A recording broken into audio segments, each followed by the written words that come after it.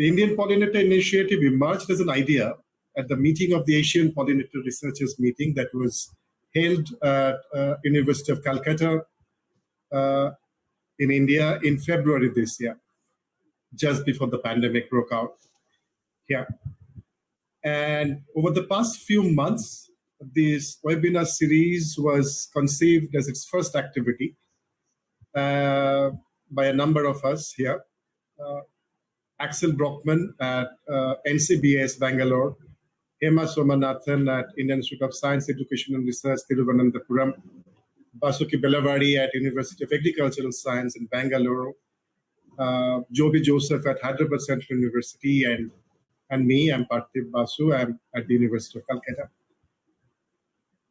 Today, we are honored to have Professor Lucas Garibaldi delivering the third lecture in this series. He is one of the foremost researchers in the world focusing on role of pollinators in agricultural food production. Professor Garibaldi, he teaches at the National University of Rio Negro, UNRN, at Argentina. And he's also the director of the Research Institute on Natural Resources, Agroecology, and Rural Development, or IRNAT, in Argentina. His research interests include agroecology, ecological economics, ecological intensification, pollination, and ecosystem services, and he has over 150 research articles to his credit. He is also an associate editor of the Journal of Applied Ecology that comes out from the British Ecological Society. Professor Garibaldi has served as a coordinator in the Intergovernmental Science Policy Platform on Biodiversity and Ecosystem Services, or IPBES, and also in FAO. And he's also associated with a number of farmers' organizations and beekeepers' organizations. He's the recipient of several awards, and very recently he was awarded the Incentive Award of the Bangui Bond Foundation for his contributions to the field of ecology. And we are privileged and honored to have him as our speaker today. But before I have Professor Garibaldi speaking in today's session, let me spell out a few rules. For those who are new today, for those who have already participated in our earlier two lectures, you know already. We shall have 2 or 3 questions at every 15 minutes of the talk. And those who want to ask a question, please raise your hand. You will find a little palm at the bottom of your panel of the screen. So you just click on that and raise your hand. And those who would be watching today's session in YouTube, you can write your questions, and we will pick up those questions from there and ask those questions to Professor Garibaldi. So without much further ado, may I have Professor Garibaldi to start his lecture today. Professor Garibaldi, if you can start sharing your screen. Okay. Thank you for inviting me. I'm really happy to be here. And it's really an honor. Thank you, really. I'm really happy. Today I'm going to talk about the positive outcomes between pollinator diversity and crop yield. So basically I will start from my conclusion slide. So this is going to be the take-home message. It's very simple.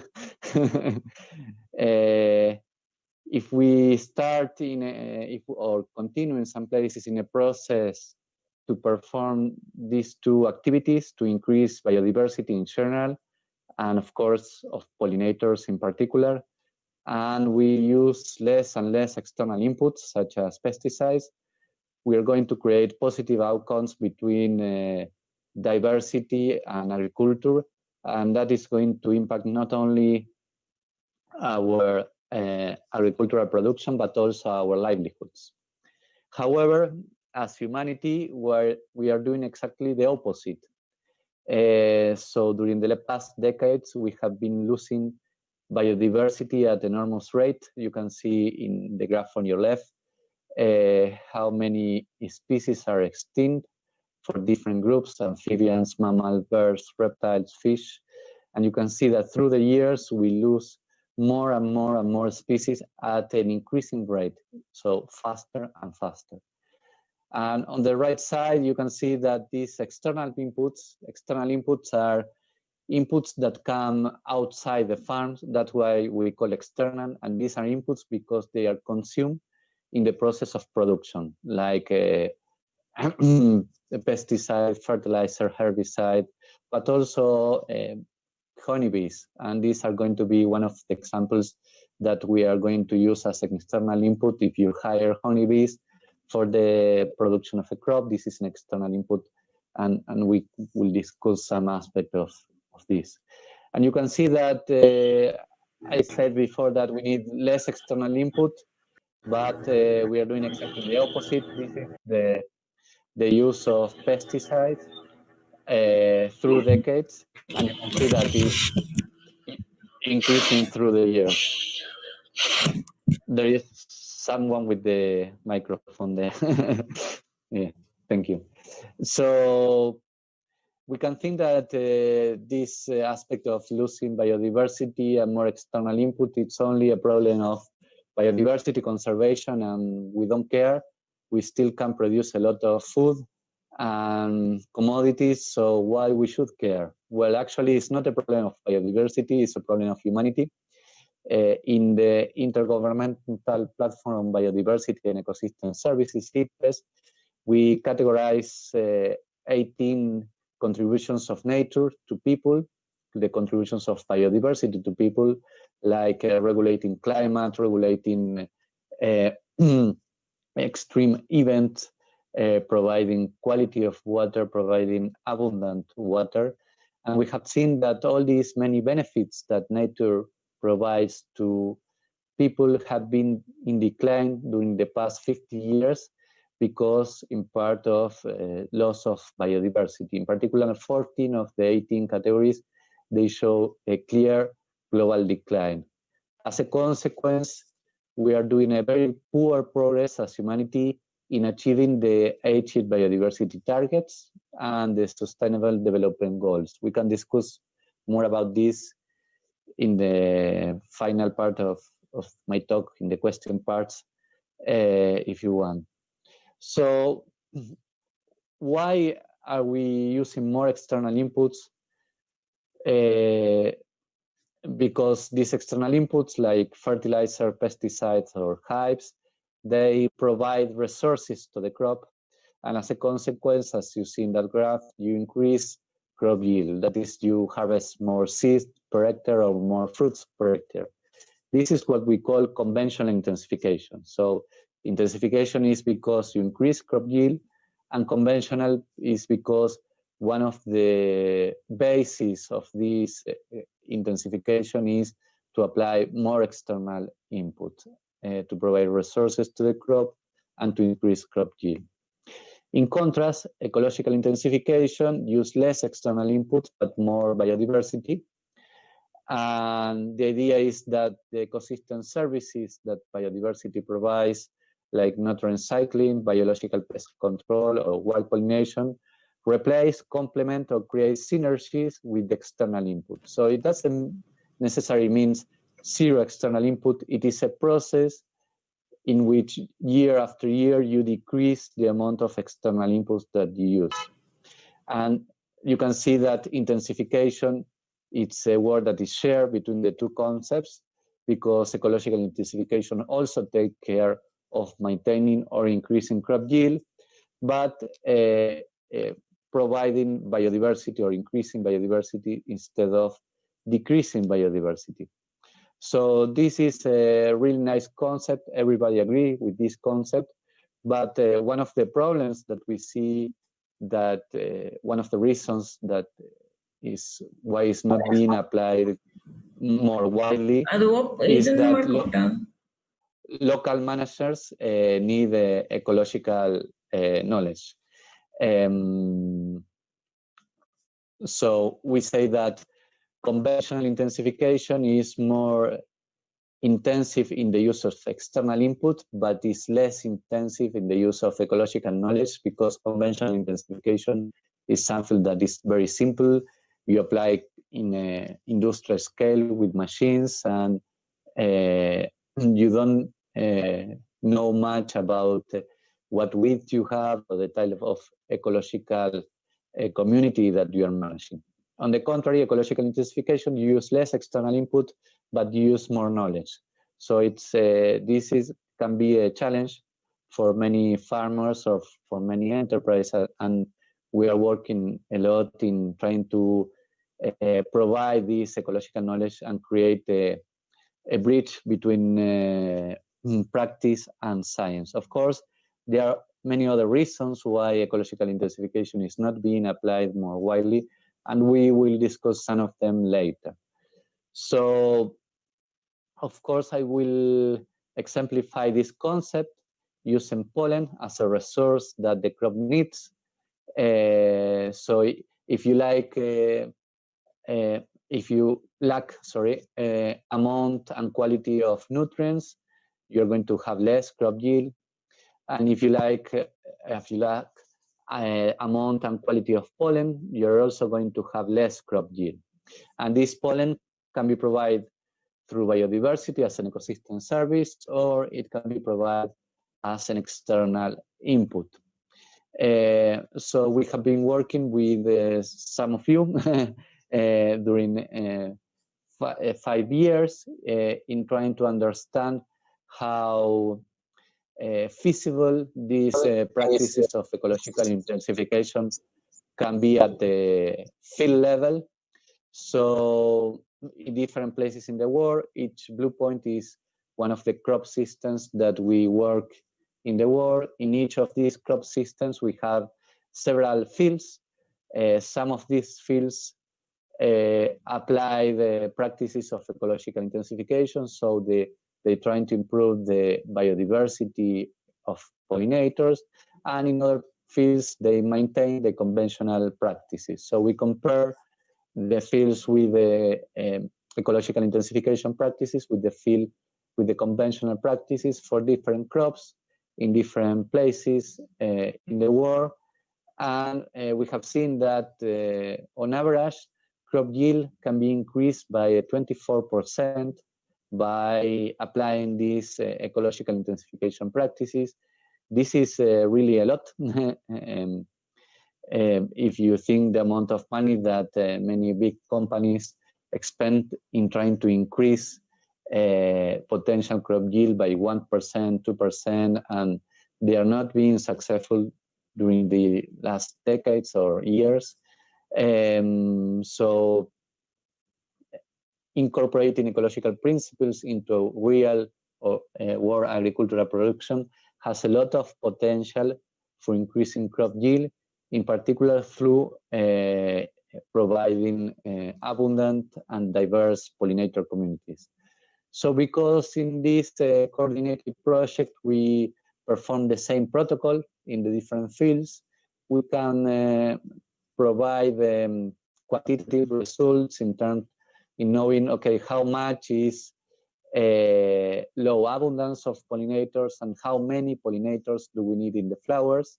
And we have seen that in general, across the farms, there was a gap of 44% in the density of flower visitors. So if you go to the same region, and you see many fields of the same crop, despite they have the same management, some fields are going to have almost 50% more of pollinators than others. And that, if you improve the management in a way that you move the farms with the low abundance of pollinators to the abundance of the farms that they have high pollinators, you can decrease yield gap by 24%. And the yield gap was also similar, almost 47%. The concept of the yield gap is the same as the density gap. So if you go to a region, despite that, for example, all the farmers that we work work with, for example, sunflower or coffee or cardamom. Some of them harvest almost 50% more per hectare than others. And this is called yield gap. And there are a lot of opportunities around the world in increased agricultural productivity through reducing yield gaps rather than trying to increase maximum crop yield. So this pollen can be provided as external input or through ecosystem services, through wild pollinators. And conventional intensification assumes that the quality of the service is the same. So if you destroy the diversity of pollinator, it doesn't matter because you can replace the role of the diverse community of pollinators by increasing the abundance of only one species. And on the photo on the right side, you see our approach to pollination as a conventional practice. So you have the monoculture, in that case it's an almond orchard, and you have also only one species of pollinator, only one species of plant and only one species of pollinator. And somehow we think that this is the optimal design of agricultural landscapes in terms of productivity. And we have found that this is not true. So despite that you have many individuals of one species, in this case is honeybee, that is not enough for optimal pollination. You need diversity of wild insects. Indeed, if you have too many honeybees, you can even damage the crop by reducing crop yield. And this is what you see in these two graphs. So on the left side, you see the harvest of fruits, and the right side, you see the harvest of seeds. So if you increase the amount of honeybees, you increase crop productivity until the optimum, and beyond that, productivity decrease. The same happened with many different resources. So of course, the plants need water, but if you put too much water and you create a flooding, the crop is going to perform worse than with optimal watering. So it's the same thing with pollination management. There is an optimal of abundance of pollinators, and beyond that, bad things start to happen, not only to the crop, but also to the environment. So if you move honeybees in this way, like you have in this picture, suddenly you invade an environment with millions and millions of bees, and of course that is not positive for the local diversity. So in this way, because we perform the same protocol for the different crops through a review of how many visits do the crops need for optimal crop pollination, we create a protocol in a way that this concept can be applied at the farm level. So in the same way that agronomists measure the soil nutrients before applying the fertilizers, in the same way an agronomist monitor the pest before applying a pesticide. So pollination needs also monitoring, and the best monitoring within the best and simple monitoring within is to monitor flowers. So in the same way that for fertilizers you monitor soil, for a leaf pest you monitor the leaves, for pollination you need to monitor the flowers. So the idea is that we create a simple protocol in which you can monitor a flower visitation rate, and we give also reference values in terms of which are the optimal values for crop yield. And sorry, and a friend came through my house and he didn't know I was in a conference. Sorry. So this is published and create a simple protocol in which in 10 or 20 minutes in a field you can know how many pollinators you have, and you can also know how many more you need or how many less you need for optimal crop yield, and also for different levels of pollinator richness. So the idea is that for optimal pollination, we need abundance, and of course, we need sometimes to import honeybees. Honeybees are a great species. You can put in any place in the world when you need it, but with only one species of pollinator, we cannot pollinate effectively all the crops in a world, and you need also biodiversity of pollinators, and for biodiversity, you need to manage habitats. So we need both habitat management and species management. So I think the slide didn't came through. Let's see. Okay, there it is. So you need both habitat and species management. And however, conventional intensification is destroying the habitat. So we are saying that we need habitat, but through conventional intensification, we are destroying the natural habitat. So conventional intensification have two important processes associated. One is the extreme reliance on external input, not only fertilizers, herbicide, pesticide, but also oil, gas, and honeybees.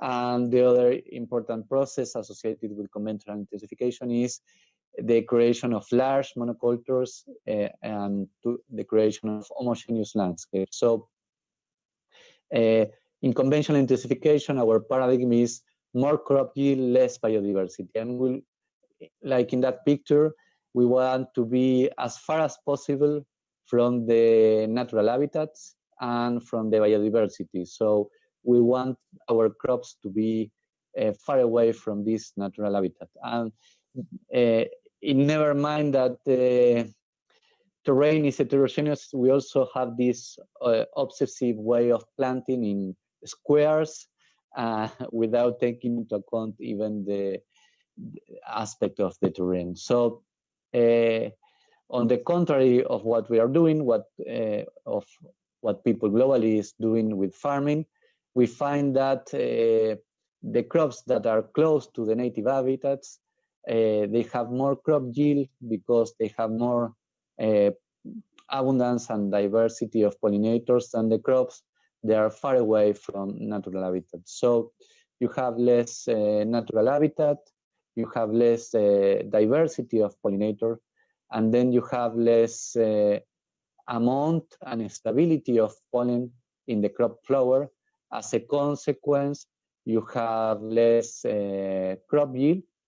And if you harvest less per hectare, you need more agricultural hectare to produce the same amount of food or different commodities that society demands. So because you harvest less per hectare, you increase agricultural area, and this agricultural area is increased at the expense of natural habitat. So you have a vicious cycle in which less natural habitat means less pollinators, less pollination, less crop yield, and then more agricultural area. So why pollination deficits are so important? If you think this is a really amazing result, because we work with many different crops around the world, and we are finding that in most of the places on the world, there is a huge pollinator deficit. And a deficit means an imbalance between offer and demand.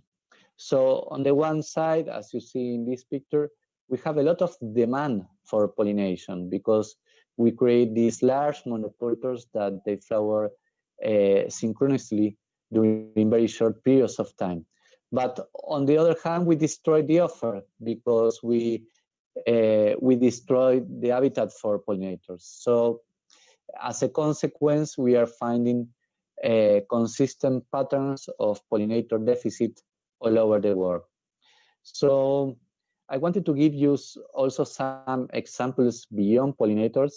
So we said that the natural habitat is important for pollinator diversity, and as a consequence, it also affects crop yield.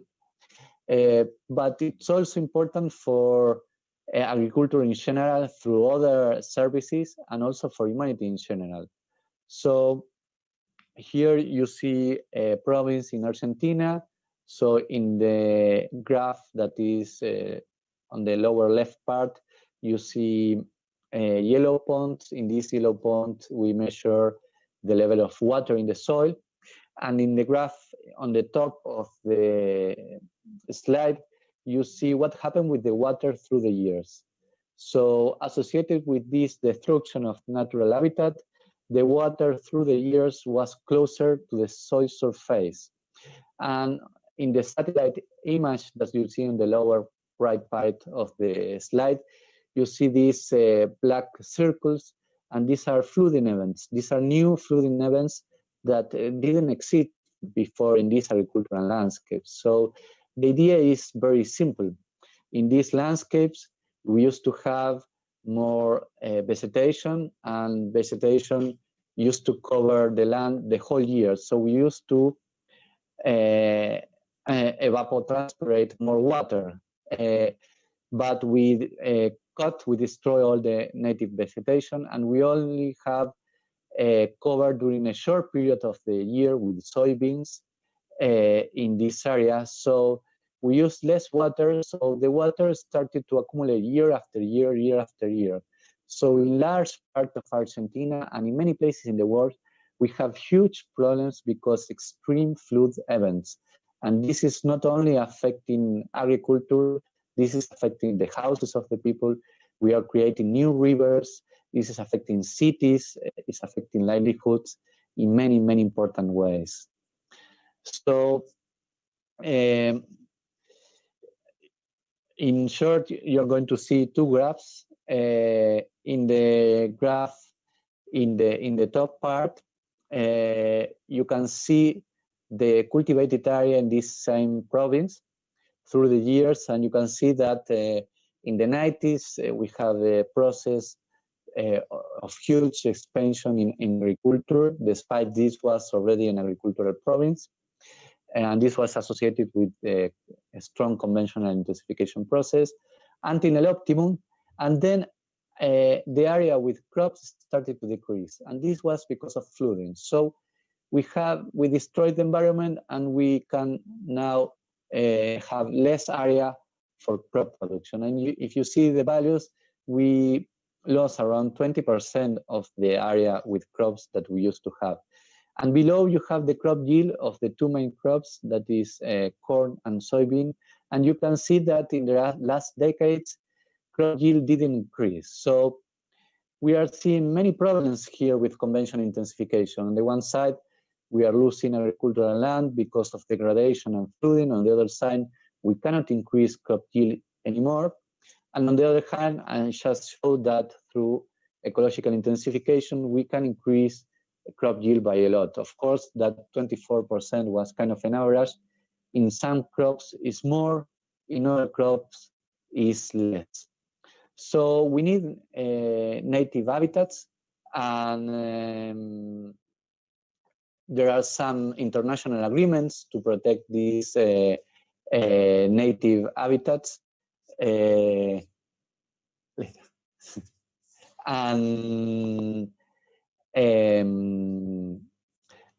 so one of these international agreements is the HE Target 11 that focus on protected areas of natural reserves. And the idea is that we agree to preserve 70% of the area in each of the countries. And it is likely that this percentage is going to be increased next year in China for the next targets for the next 10 years in the post-2020 biodiversity agenda. But there is no agreement of what we are doing, of what we will do with native habitats in the working landscape that cover most of the work. And these working landscape are used for agriculture, ranching, and forestry. So there is no general recognition of the role of native habitats within working landscape also for people's livelihoods. So we have been working a lot with mathematical models in different ways. to trying to ask how much natural habitat we need. And we took into account also, of course, opportunity cost because of taking less land for agriculture, and also the marginal benefits that native habitat have for agricultural production. And we can discuss this more, but the idea is that in many landscapes in the world, there is already much less area than 20% with native habitat or natural, semi-natural habitat. And the idea is that we need at least 20% natural habitat.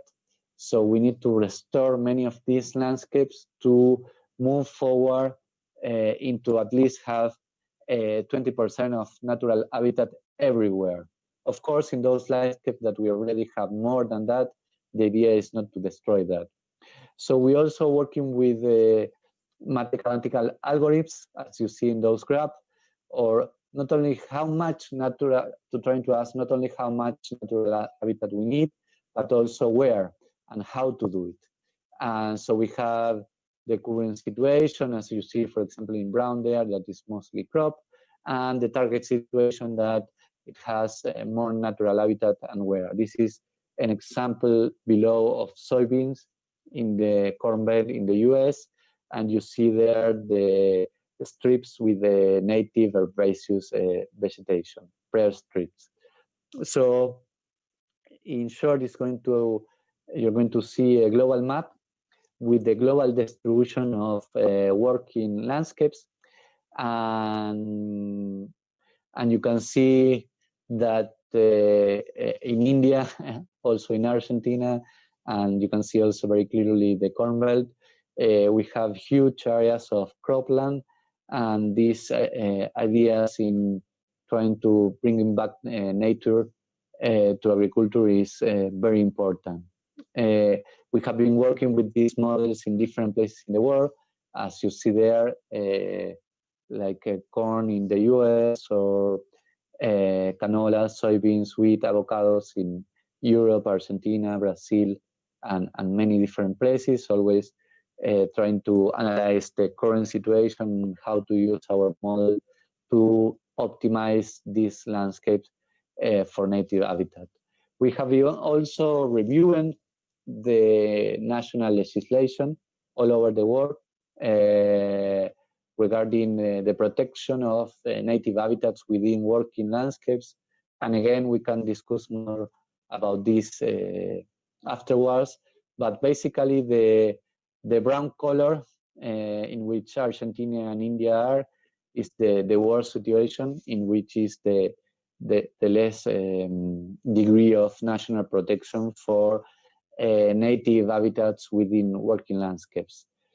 And of course, just giving a percentage is not enough. And of course, this percentage is not going to be the same everywhere, but it's important that when you move to apply science and when you need to work in the land, you need to answer questions regarding how much, where, and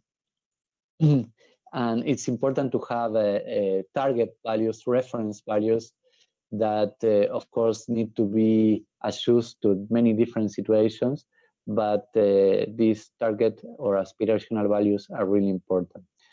And of course, we need also to take into account the quality of the native habitats in terms of the diversity of the species that they have there, plant, pollinator, etc., the time scale, and also, as I told you before, in our models, we also take into account the spatial configuration.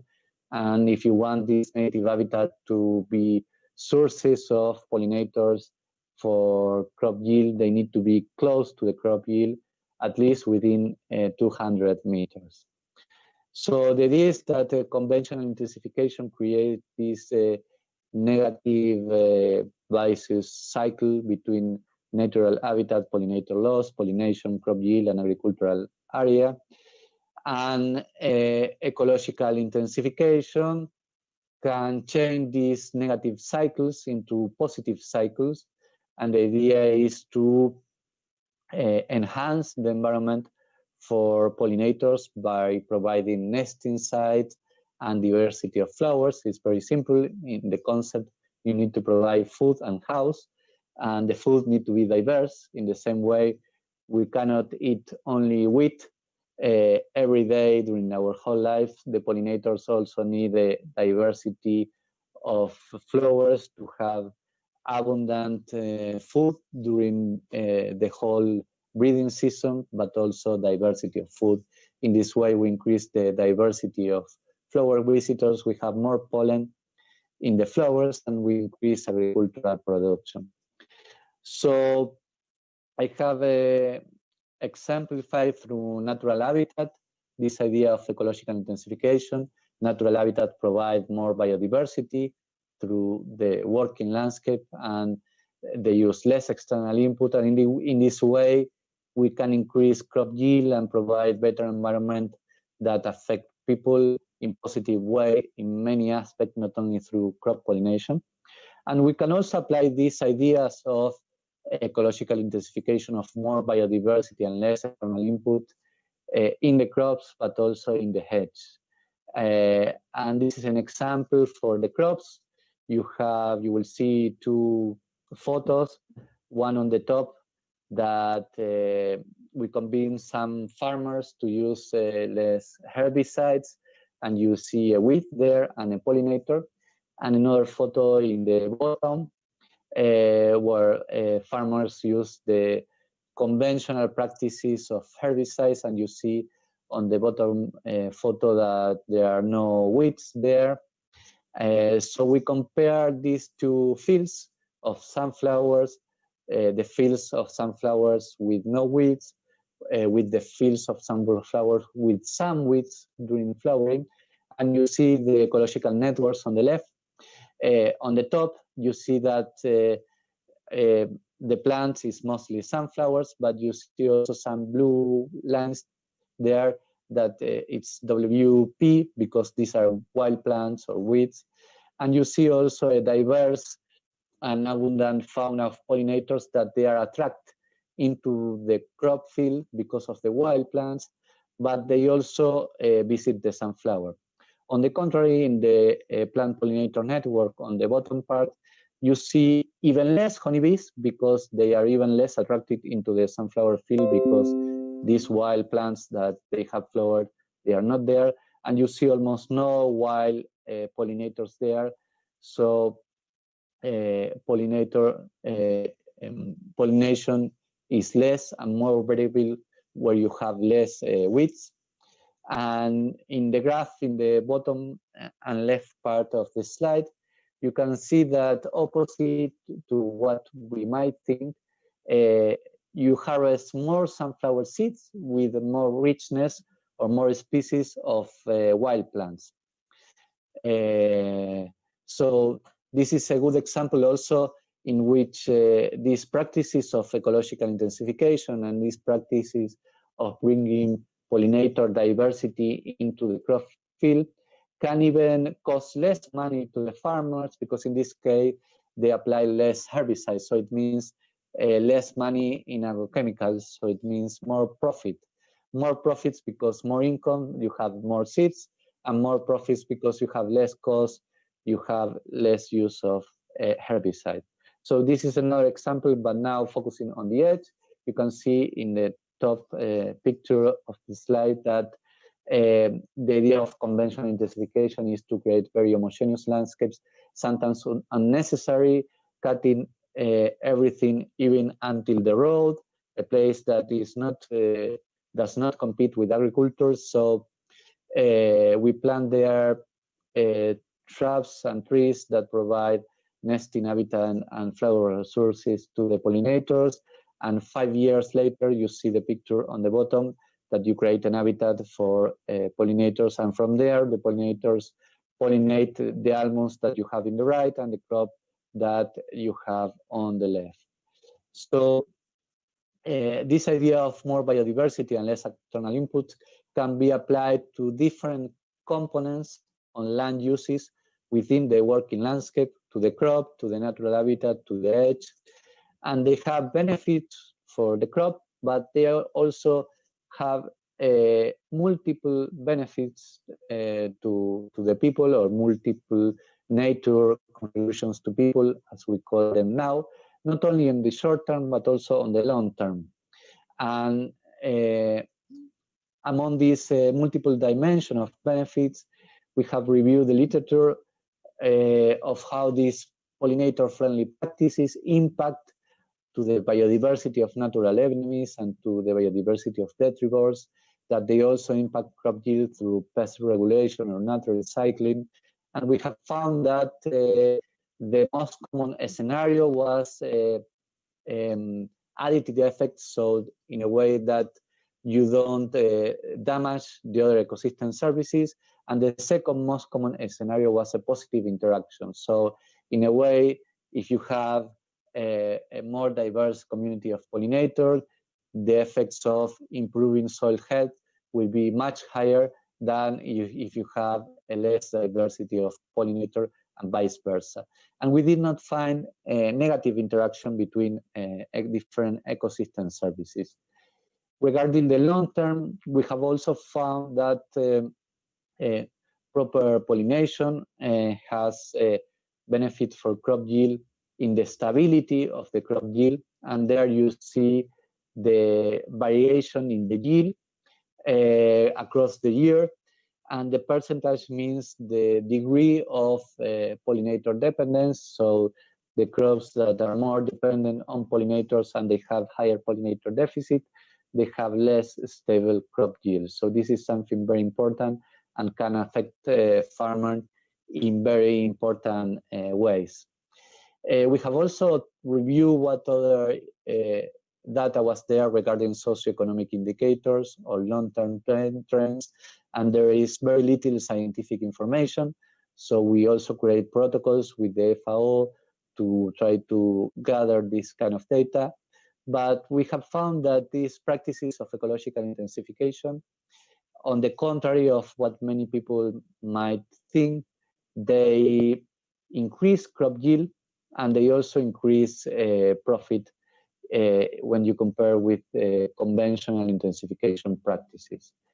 As there are many examples of the multiple dimension of benefits that these practices of ecological intensification might have. We discussed some of them before regarding the flooding aspects, regarding the biological pest control, soil health, of course, pollinators, etc. And here is another example about jobs. Jobs is the lack of jobs is a very important problem in many countries. Unemployment, and many politicians, they win elections based on campaign regarding improving jobs. So the first employer in the world is agriculture. To ecological intensification is based, as I told you before, in diversity, and this diversity can also be applied, as I already said, to the crops. So in the top part of the slide, you see a more diverse agricultural land, because if you see the top left part of this panel, you see that the land is distributed in evenly in 4 crops. On the contrary, in the left bottom part, you see that the land is not evenly distributed among the 4 crops. So we say that the bottom part of the panel has less diversity and the top part has more diversity. So our hypothesis was that higher diversity of crops create a higher diversity of employment niche, and this has as a consequence increased employment, not only through the agricultural aspect, but also a landscape with more crop diversity has positive externalities to other important economic activities like beekeeping, because conventional intensification also destroyed the environment for other important economic activities like beekeeping, but also tourism and many other aspects So through creating healthy environment, we have also more flowers to the honeybees, and we have more harvest of honey, etc. And our results strongly agree with this idea. We have been working with many different countries around the world, the ones you see there, and we have seen that through temporal series through the year, the countries that improve crop diversity, they also improve employment, and this aspect of rural employment was a genuine effect of diversity. It was not confounded with the use of agrochemical or the use of technology on other changes related with the GDP. We have more than 20 covariables regarding human development indices and economic indices, and these aspects were not confounded. So as an example, our statistical analysis were highly controlled.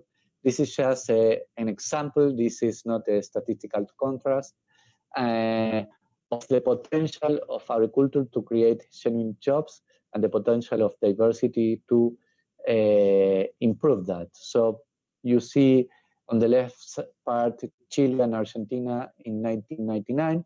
You see that Chile has a higher diversity of agriculture than Argentina. And through the years, you see that Argentina lose the diversity of crops, but Chile maintain the diversity of crops and even increase crop diversity by a little. As a consequence, in 10,000 hectares, Argentina provides only 25 jobs, and Chile provides 6,700 jobs. So this is a huge difference. Through the years, the employment conditions in the rural areas of Chile improved. Chile also incorporated a lot of technology in the farms. So this is not against technology. This is not against how people live and work. On the contrary, this is a genuine effect of diversity. So working landscapes that are friendly for bees, they are also friendly for humans. And we are doing many different things to try to provide this ecological intensification into the field. And one of these is that we are providing to the farmers a certification of biodiversity, in which we help them to improve biodiversity in their fields. And we also review and provide 10 science-based policy targets for ecological intensification. So if you are a province or a state, or if you are a local authority, or you are a country, and if you ask me, okay, what do I need to do to try to improve or try to enhance a process of ecological intensification in my place, okay, these are 10 targets to move forward into an ecological intensification process. They are complementary, so you don't need to do the 10 at the same time, but this is a nice guidance or a nice target to follow. So our focus as a research group and institute is try to provide predictive science with the models that I show you, and management-oriented science, try to answer questions regarding how much biodiversity we need, where, when, try to analyze the long-term consequence of multiple diversions that these signs of working landscapes based on biodiversity have on good quality of life. And we use for this kind of question spatiotemporal multi-agent based models for landscape design. We're also working a lot in the landscape design. So what we harvest not only depends on what we do in the field or the plot, but it also depends on how we manage the entire landscape. So we want to design optimal landscape, accounting for the benefit and cost of many land use options. And these options, they have different values for the stakeholders, of course. So we want a predictive science, but not prescriptive science. So we work with land management beekeepers, consumers, and policymakers in trying to understand their needs and help them to achieve them sustainably. So thank you very much. I'm open for questions.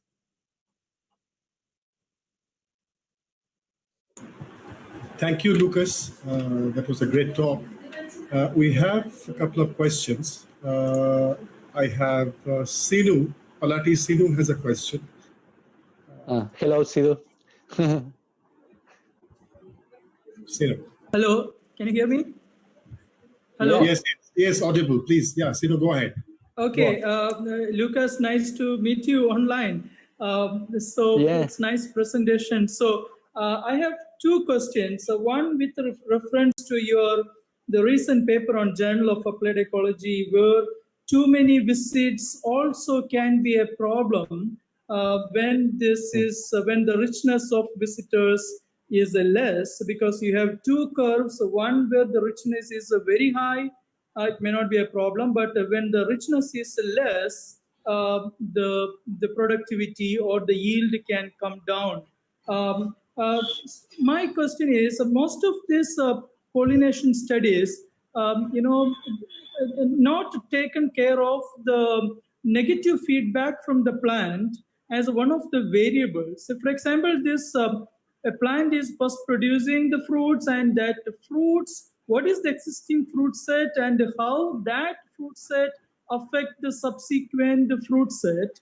So when have you incorporated that as a variable also when you estimate the crop yield?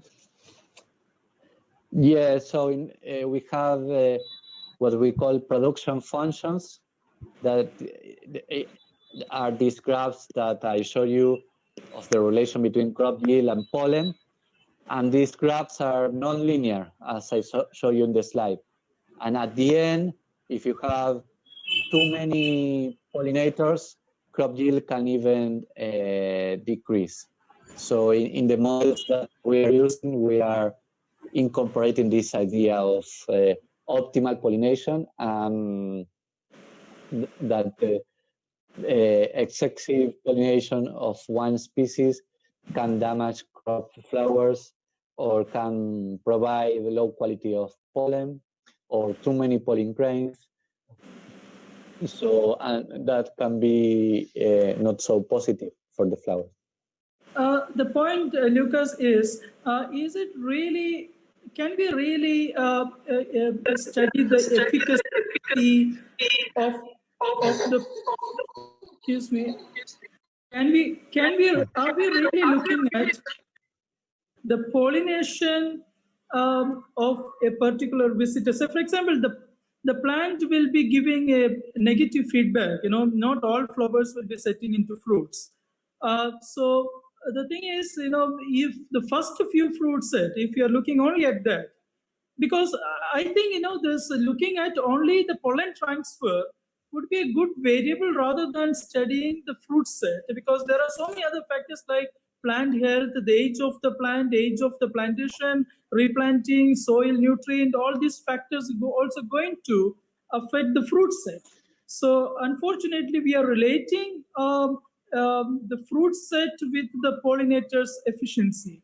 So rather than that, I would think, the pollen transfer, by studying this pollen germination as a variable. Yeah, I agree. Of course, that is great, and you have the different values for different objectives. So because we were working very close with the farmers, actually we saw that there was a lack of measure of crop yield. So we emphasized also in trying to connect diversity of pollinators with the crop yield at the farm level. So that was really an important step, because we have found positive outcomes between, despite crop yield depend on many other aspects, as you said, nutrients, etc., the age of the plant, if it is perennial, many things. We found a very clear link between crop yield at the farm level and pollinator diversity. But of course, if you want to understand the process behind that, you need to measure the pollination process, as you said. Lucas, my second query is regarding the intensification and the agri-environment schemes in Europe and North America. There are so many studies recently showing that the sown field trips are not serving the purpose. They're increasing the pollinators number, but the yield is not really increasing when we are maintaining the sown field strips. Because most of these crops are exotic and they are planting because the plants are growing in natural Choppy. condition as a community. Choppy. As a community, are we really bringing the community, the near relative plants, close to the crop plants? Yeah, of course. As I said, also, not only you need native habitats, but also the quality of these habitats is important in terms of providing diversity of plants and diversity of pollinators. And the crop pollination is only one of the many benefits that these habitats have, but they also have other benefits for humanity. So the idea is that we cannot think anymore of the working landscape 100% of the area cropped. We need to provide more diverse landscape, and this idea is of course based on crop pollination, but in many other aspects that go well beyond crop pollination. So I think we need to be careful in not only justifying only the need for native habitats for crop pollination. And of course, the degree of effects vary depending on the crop and the native habitat and the environment. Thank you, Lucas. Thank you, Lucas, and thank you, Sunil, for your question. There are a couple of questions, 3 questions that someone has posted in the YouTube channel. Shankar Bhatt has this question. So there is high land fragmentation. This is definitely a scenario in India because of increasing farming population is increasing. So with this increased land fragmentation, the land size is also, the cultivable land size is also diminishing. And so how can we compromise with input intensity at a smaller farm size? So what would be your advice? That was the question. Lucas. Yeah, so when you have many small farms, I think that you can rely a lot on crop diversity and on horticulture, gardens, and sometimes it's going to be highly challenging to try to provide these areas of native habitat. So this idea of 20% native habitat is for landscapes where the stakeholders at least have more than 10 hectares each one. For landscapes where you have many very small stakeholders, I think it's more challenging to have this, and you have maybe other ways to achieve diversity, not necessarily diversity of native plants, but you can achieve anyway diverse landscapes.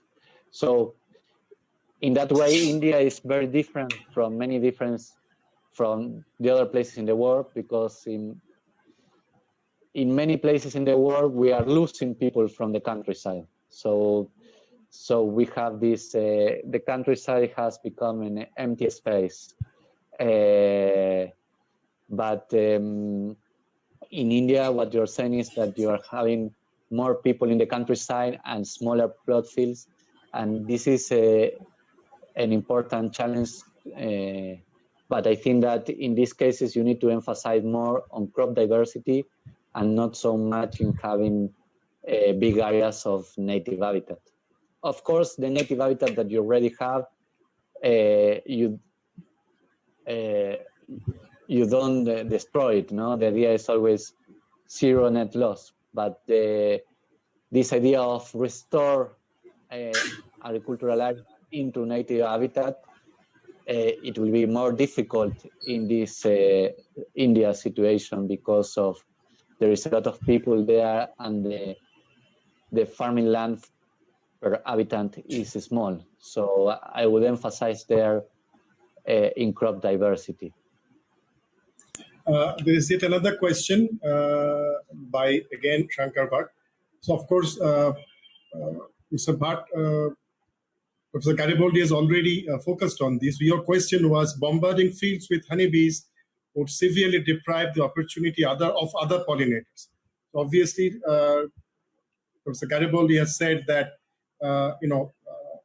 it's important to increase the wild pollinator diversity instead of relying on one. But your next question is, what is your experience with respect to mixed cropping and multiple cropping system in reference to pollinator diversity? So that was the question. So if we increase the crop diversity, would pollinator diversity increase? I think you covered that in your last answer, but can you elaborate further? Yeah, so if we increase crop diversity, the general idea is that it's going to be very positive to pollinator diversity.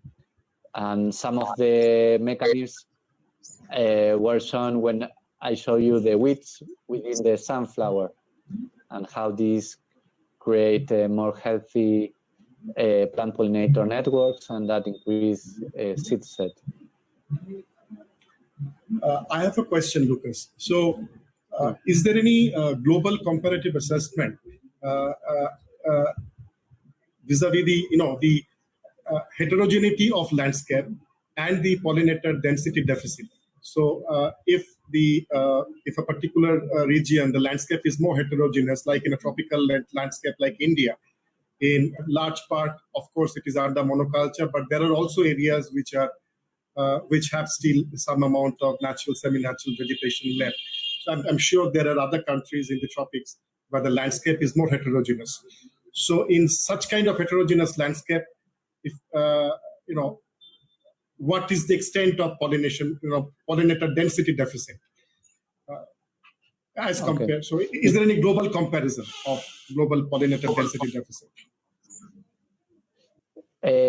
So in general, if you have more crop diversity, if you are closer to native habitat, if you have more heterogeneous habitat, you will have more diversity of pollinators and less pollinator deficit.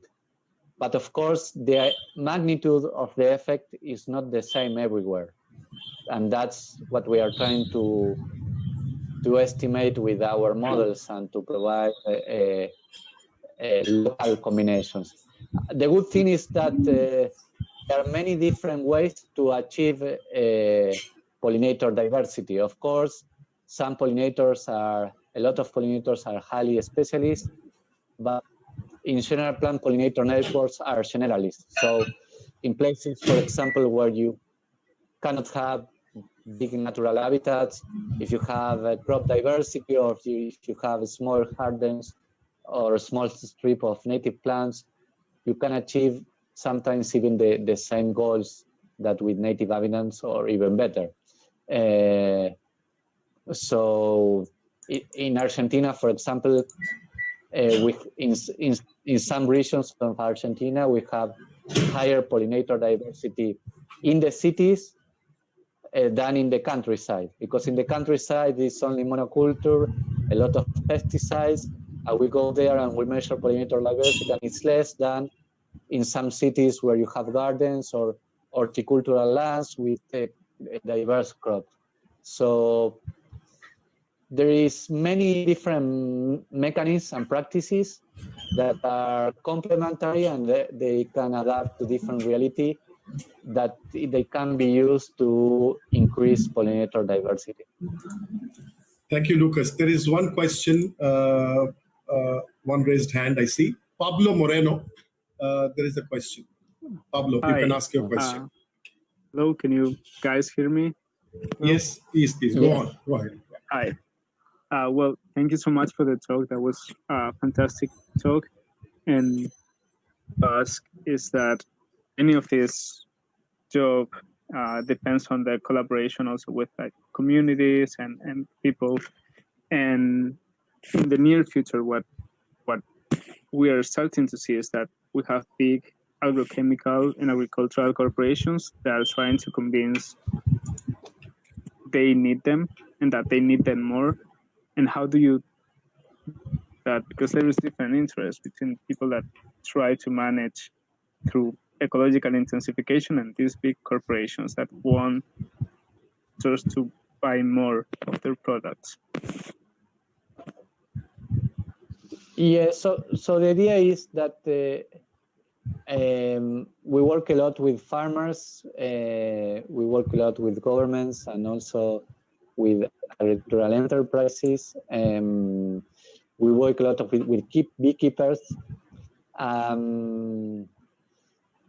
think we are working in a process in which year after year you decrease external input, and you increase biodiversity. So this is not, we are not saying from tomorrow you need to stop using agrochemicals, and tomorrow you need to have a lot of native habitat in your farm, and tomorrow you need to change from one crop to 40 crops. So when we work with the farmers, we work in a progressive way through the years. And this is what we call adaptive management. So you have a clear process that you want to follow, and you monitor, and you see the results, and you adapt.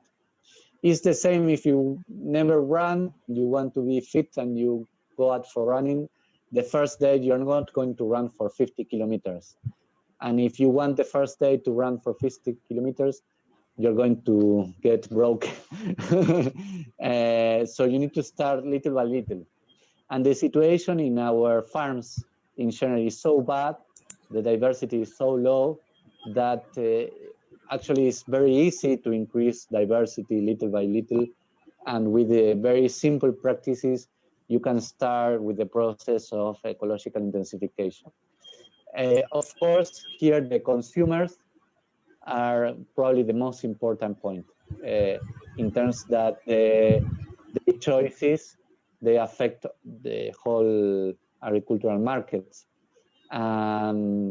We see in Argentina the choice of the European consumers and the consumers for North America and the consumers in China or Asia.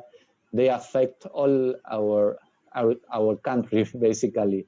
And sometimes for bad, like soybeans for the pigs in China, sometimes for good, like changes in consumer decisions of many people in trying to buy more products that are friendly to the environment. So now we have more farms in Argentina that they are biodynamic or organic, etc. So consumers are a key point, I think. Great. I've just one question. I think this is the last question. Someone, Avinash Chauhan, Dr. Avinash Chauhan has posted in the YouTube channel. What are the consequences of increasing pollinator dominance over pollinator diversity, and how it can be related to monoculture of crops? I think he's trying to ask you if there is monoculture of crops and there will be one kind of pollinator, and which would originally introduce pollinators which will dominate, and what consequences would that have on the pollinator diversity overall? I think that's what his question is. Yeah. So in general, monocultures are related with the pollinator dominance. And if you maintain abundance fixed, dominance is not good. So it has the opposite effect of diversity. So landscapes that are more degraded. So in short, pollinator dominance is a good proxy of land degradation. Thank you very much, Lucas. And that was a magnificent talk, and you have covered a huge ground. really drove your point. Thank you again. We come to a close of this session. I just announced next week's talk. Next week, our speaker would be Palati Sinu from Central University of Kerala, and Sinu would.